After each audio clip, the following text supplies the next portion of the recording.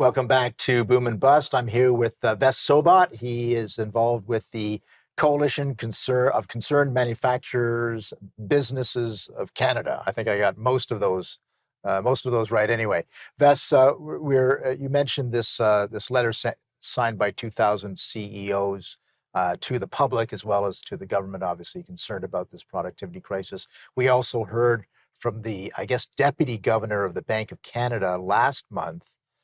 Very unusual speech for a governor of the Bank of Canada or one of the leaders of the Bank of Canada to raise the alarm about productivity. So clearly, this is something that is the business world is concerned about. And yet the budget has been, I would say, editorially, rightfully criticized for not alleviating the situation. What's your take on the budget?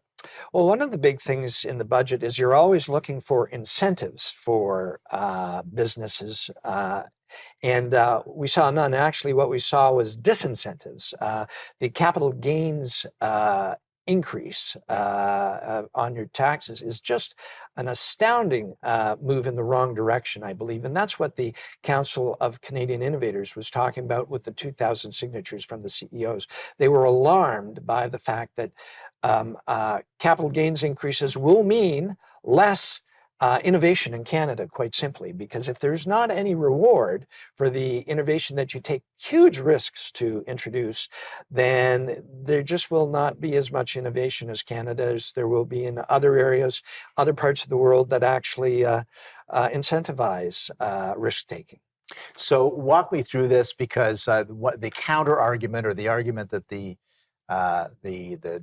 tax policy folks at Finance Canada would say is you got to tax a buck as a buck, and when the tax system doesn't do that, it's inefficient, because then there are incentives to do things that you wouldn't normally do. So how would you answer that situation? Well, simply put, this has been the regime up until this point, and the changing of the rules has really spooked a lot of people. Right. For example, I have a very good friend who texted me the other day who said, my only RSP is the cottage I own, and I was expecting to sell that and use those proceeds to live on, because he doesn't have an RSP. Right. And now with the capital gains rate going from 50% to 66%, that's a massive impact on his retirement plan. Right. Happened overnight because of the budget. Right. Unfair.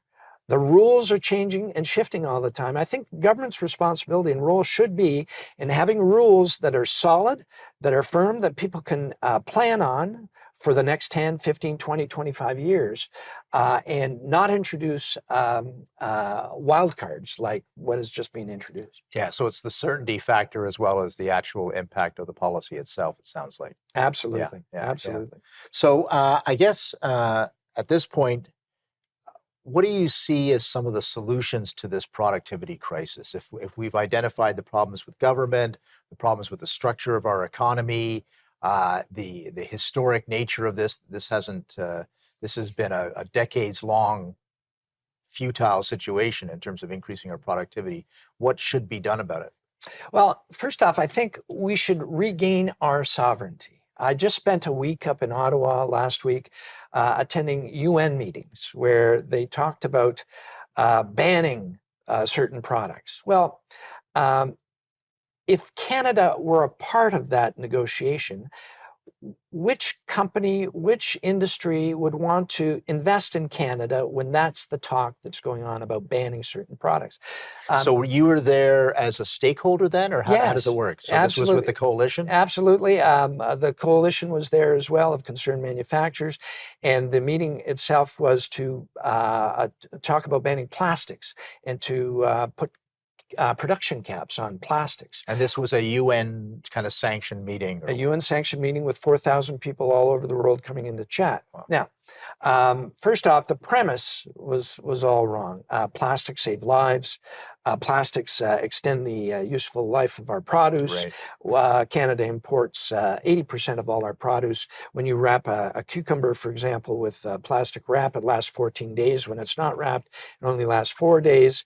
If you eliminated plastics in the produce space, you'd increase food prices by Right. 34%, Wow. and you'd reduce supply by 50%. These are not the discussions that we should be having. These are not the discussions that we should be a part of, I think, at the United Nations. Canada does not have a litter problem. We have a very well-developed recycling program. That's not our issue. We're going to take a little bit of a break. I know this is obviously a very passionate issue for you, Ves. We'll be back after these messages.